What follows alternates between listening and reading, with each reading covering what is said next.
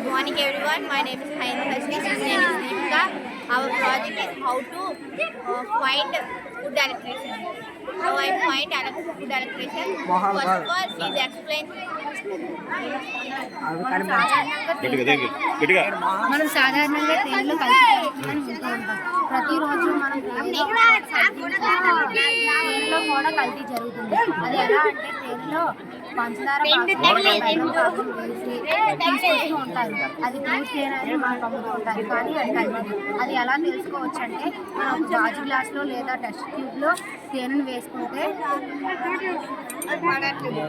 అడుగుకు వెళ్తుంది, అది ప్యూర్ తేనె.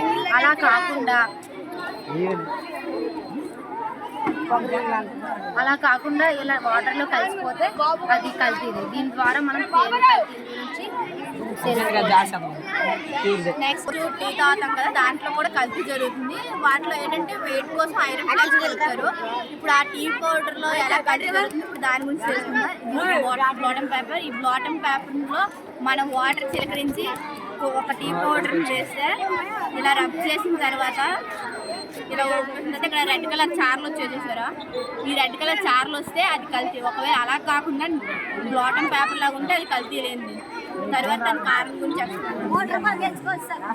సాధారణంగా బొప్పాయి గింజలు కలుపుతారు. అవి ఎలా తెలుసుకోవచ్చు అంటే మిరియాల్లో బొప్పాయి గింజలు కలుపుతారు.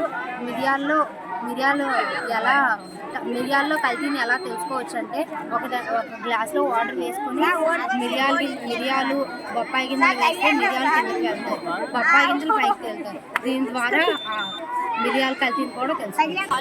మన అందరం చాలా బాగా పాలు ఇష్టపడతాం. ఆ పాలలో కూడా కల్తీ జరుగుతుంది. అది అలా అనేది ఇప్పుడు నేను చెప్తాను.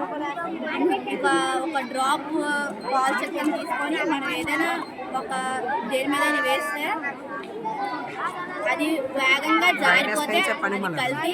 వేగంగా జారిపోతే స్లోగా జారితే అది కల్తీ లేదు. కారంలో కూడా కల్తీ జరుగుతుంది. ఇది ఎలా తెలుసుకోవచ్చు అంటే కారంలో రంగు కోసం ఫుడ్ కలర్ని కలుపుతారు.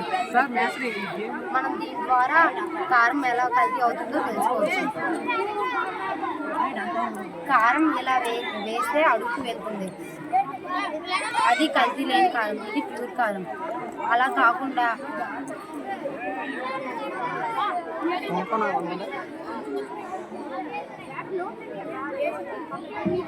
కాకుండా ఇలా రెడ్ కలర్లోకి మారిపోతే అది కల్తీది. దీని ద్వారా మనం కారం కల్తీ కూడా గుర్తించాం.